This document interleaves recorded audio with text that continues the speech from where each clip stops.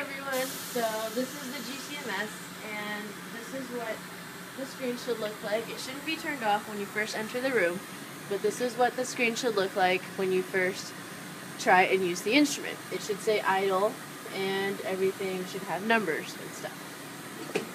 First thing you want to do is pick a method to run your sequence. So you go down to method up here and you say load method. And on this screen you can pick which method you want to use, or you can make a new one. For us it would be under Chem 413, Spring 2013. You click that, and then under any of these you can just click the folder and say, under each folder there should be a method loaded, or you can make your own, but just click OK if there is one. Okay, and it should say ready, and right now it's loading the method. And so up here you can see the method has been loaded. So the next thing you want to do is to edit your method. So you go on to method, edit entire method, and just click OK.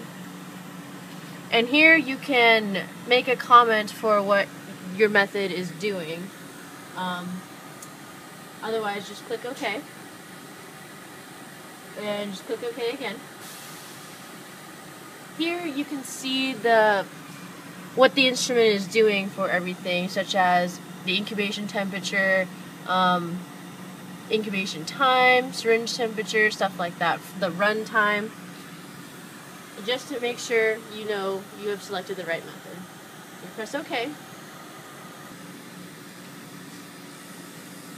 So now you can see the different temperatures and how much they're going to go up at what intervals. So this is the ramp, and this number is the interval at which the temperature will be ramped up. This is the minimum value, and this will be the maximum value. So here's where you can change your temperature settings. And usually we just click OK through this screen as well. And just click OK.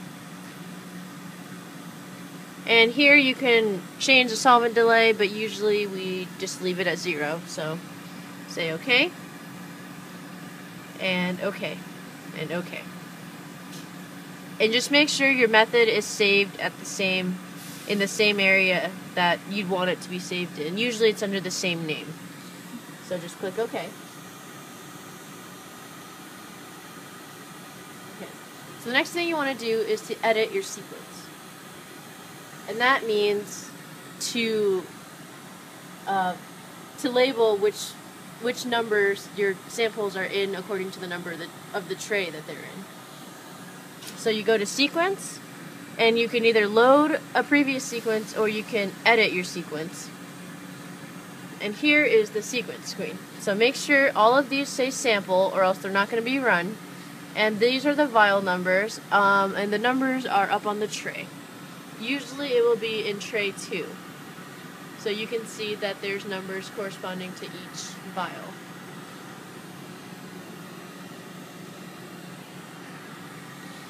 Okay, so under the sample you can change the sample name, and just make sure the method is the same for all of them.